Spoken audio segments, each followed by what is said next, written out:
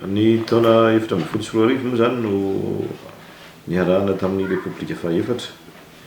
Tao anatin'izay ny commune Ampitatafika aloha dia efa nahazo lalana raha totaly dia efa manodidina ny 900 millions d'ariary. Efa vita tanteraka ireo lalan'ireo misy 400 mètres linéaires plus 600 mètres linéaires plus 1225 mètres linéaires plus 350 mètres linéaires. Et ny lalana zany no tena nisongadina teto. Manaraka an'izay koa dia nisy ny fampidirana éclairage public amina fokontany Atsimbohatra miisa 5 vao totosa tamin'ny herinandro iny. Ny fanamboarana ny tranon'ny commune ihany koa ny fanitarana ny isan'ny birao efa vita ihany koa, fa tsy mivady le trano vaovao sy le trano taloha. Ny commune nefa tsy manana an'ilay fahefana entina mamita an'ilay izy mba hitovizana fa dia arakarak'izay vola voambiny eo ny andaminana ny fandaniana.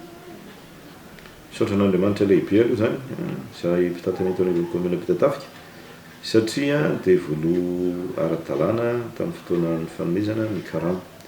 Ary tsika miresaka izao efa vonona ny karama volana septambra zany ho an'ny commune Ampitatafika.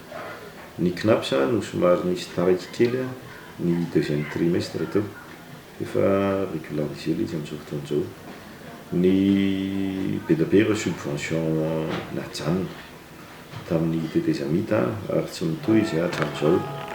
Ny subvention de fonctionnement ihany koa mbola tsy tonga tiana nivoninkesin'ny commune na izany kely zany ary nefany dia afaka mihodina ataontsika hoe manana vitesse normale ny commune Ampitatafika. Ny EPP zany dia efa matsimbola avy amina ny fanjakana foibe dia vao androany zareo mampisafidy hoe iza no atao EPP sa ny tsena, satria raha ny filaza dia hoe ny faritra Analamanga ny taona 2014 dia mandefitra fa alefany amin'ny province daholo zany ny akamaroan'ny fanampiana. Dia satria moa ny fampianarana ny lehibe dia ny EPP zany no prioriser-ny commune Ampitatafika.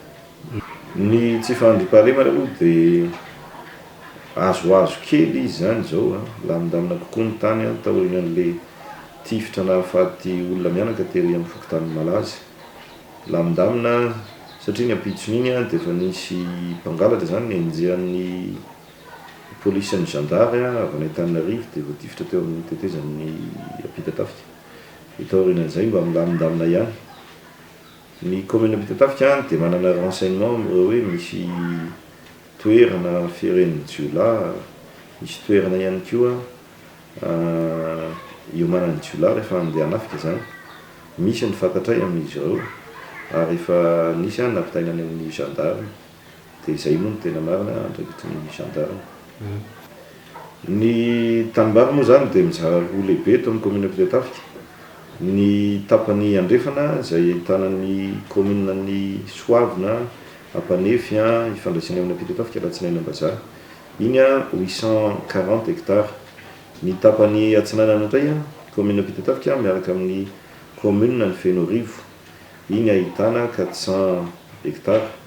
Ny avy aty amin'ny 400 hectares zao ny misy fikambanan'ny Tatsa zany vao nomen'ny commune Ampitatafika vola anaovana an'ilay hoe fampidiran-drano.